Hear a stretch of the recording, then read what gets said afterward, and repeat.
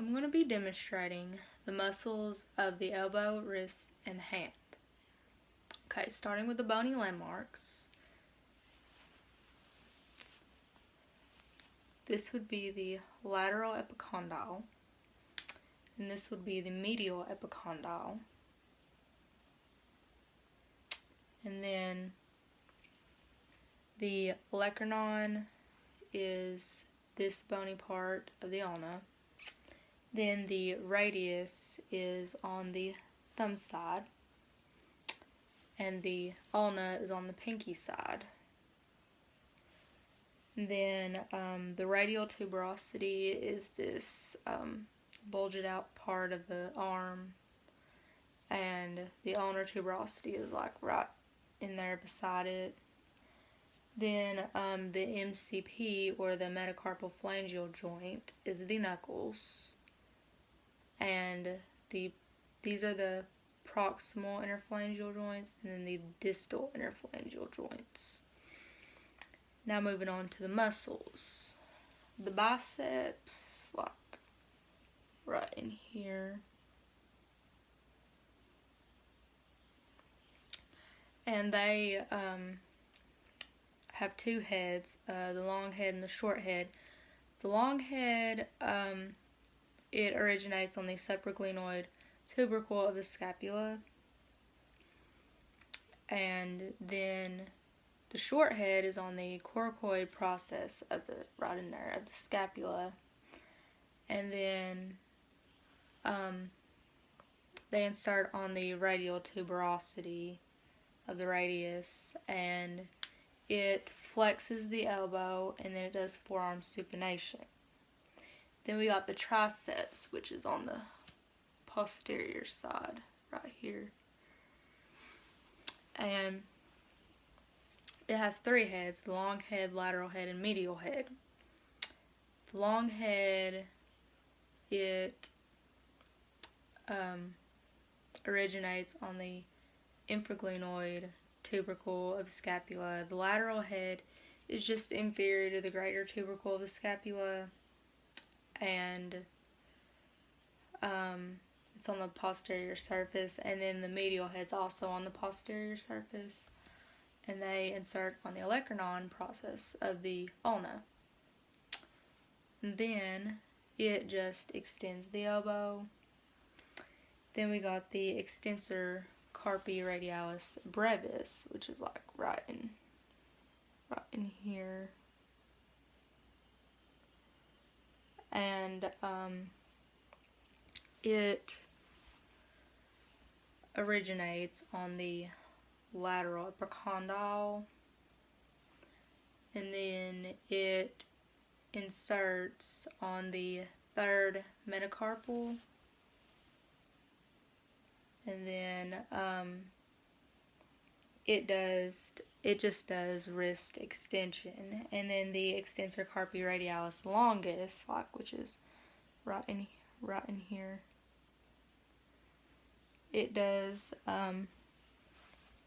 it originates on the supracondylar ridge of the humerus, and it inserts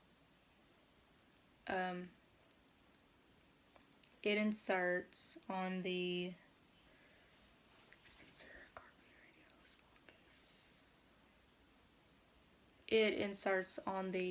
second metacarpal, or the base of the second metacarpal, and then it does wrist extension and then radial deviation. Then we got the extensor carpi ulnaris, which is on this side, like the pinky, and then it originates also on the lateral epicondyle, and then it inserts the base of the fifth metacarpal.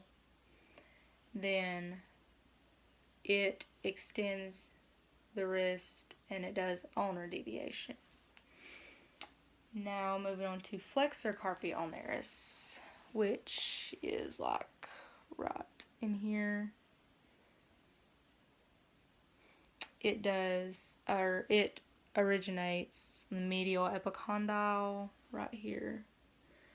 Then it inserts on the pisiform, the hamate, and then the base of the fifth metacarpal. And then it does wrist flexion and ulnar deviation. Then we got the flexor carpi radialis, which is like right in here. And it originates also on the medial epicondyle, and it inserts on the base of the second and third metacarpals, and then it does wrist flexion and it does radial deviation. Then this bulgy part or bulging part on the thumb side would be the thenar eminence. Then over here on the pinky side would be the hypothenar eminence. Then we got the extensor digitorum communis, which originates on the lateral epicondyle via the posterior side. And then the insertion is the extensor, the extensor expansion. Then it mainly just extends the metacarpal phalangeal, the proximal interphalangeal, and the distal interphalangeal joints. Then we got the flexor digitorum superficialis, which of course is on the anterior side. It originates like the common flexor tendon in the medial epicondyle, and then it inserts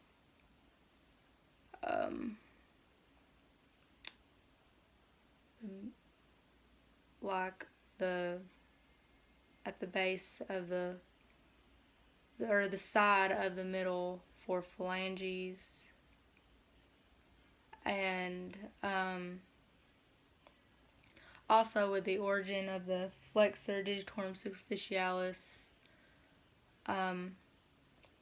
it also originates like on the coronoid process, and then also the radius. And then the flexor digitorum superficialis mainly just flexes the metacarpal phalangeal and the proximal interphalangeal joints. And then the flexor digitorum profundus originates the upper 3/4, so like right in here, like of the ulna, and it inserts like the distal phalanges of the fingers. And then it actually flexes like all the joints, like the metacarpal phalangeal, the proximal interphalangeal, and then the distal interphalangeal. And this concludes the muscles of the elbow, wrist, and the hand.